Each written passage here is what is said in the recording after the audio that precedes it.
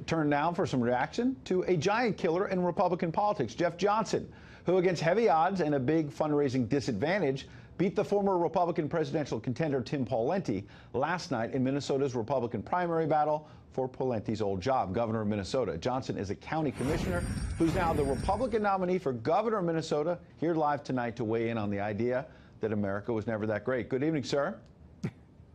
Good evening. Thanks, Ed. What do you say, first of all, to Andrew Cuomo tonight? You want to be a governor from your great state of Minnesota. I noticed that Eric Trump tweeted out, among other things, we weren't great after we beat Nazi Germany? Yeah, well, and I think I hadn't actually heard this quote until just now, and it illustrates the difference between many on the left and those of us on the right. I think most conservatives believe that America is the greatest country in the world, and it always has been, and it always will be. You know, we have had our ups and downs, but we're closer to perfect than any other country has been.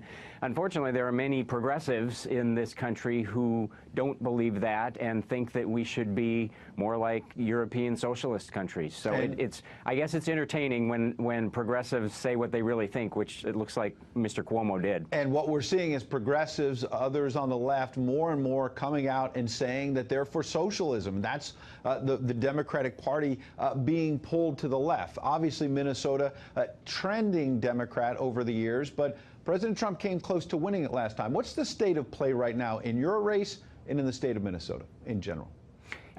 I feel great about our race. I've been in this race for 15 months now, talked to tens of thousands of Minnesotans, and while Minnesota is seen as a left-of-center state, we're very much a center state, and Minnesotans are just very common sense. We care a lot about people, but we also want our money spent wisely, and we haven't been seeing that for the last 8 years in this state. So Minnesotans are very ready for a change. Donald Trump came within a point and a half, which is closer than any presidential candidate has in decades in this state, and it's because Minnesotans are ready for something different, and now I think in 2018 we're going to see that on the state level. Politico had a story recently about what you may be up against, how you may or may not be able to pull it out. You're facing a Democratic Congressman now, Tim Walz, and among other things, they say 2 years after a bombastic Trump swept through the upper Midwest, Democrats are arming themselves with general election candidates widely considered palatable to a broader electorate than the party's progressive base. In the run-up to the 2020 presidential election, their victories serve as a reminder of the weight that establishment credentials carry in the Midwest. So the Democrats are trying to go in the Midwest maybe more mainstream than the socialist candidates I was talking about elsewhere in the country.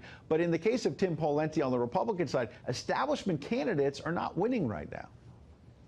No, it didn't work. It didn't work in the Republican primary, and I would argue Tim Walz, who's my Democrat opponent, is not mainstream. I mean, he has taken positions just in the last couple of months during this primary for single-payer health care. He marched in a Abolish ICE parade and has said that we should become a sanctuary state. He believes that taxes in Minnesota should go up. He seems to believe that our regulatory state is not strong enough, and we need to exercise even more control over individuals and companies. He's proud of his F from the NRA. So, yeah, so real quick, Commissioner Johnson, I talked about President Trump has now endorsed you in the last couple of days with a tweet, but he was your third choice back in the 2016 Republican primaries, as you know better than I. At one point, you called him a jackass. You were not a big Trump fan. Is it going to be hard to get Republican voters to come home and support you after that fracas? Well, actually, that comment, in context, I was asked by a reporter who I was voting for because I was chair of the Rubio campaign prior to that. And what I said, and it came up that someone had called him a jackass, and my response was, if I'm given the choice between a jackass and a dishonest, corrupt politician, I'll take the jackass. So that was the context. The context was I'm voting for him, and yes, someone else called him that. Real quick. I think we're all together. He endorsed me today, yes. All right. We appreciate your time tonight, sir. Absolutely. Thank you, Ed. All right.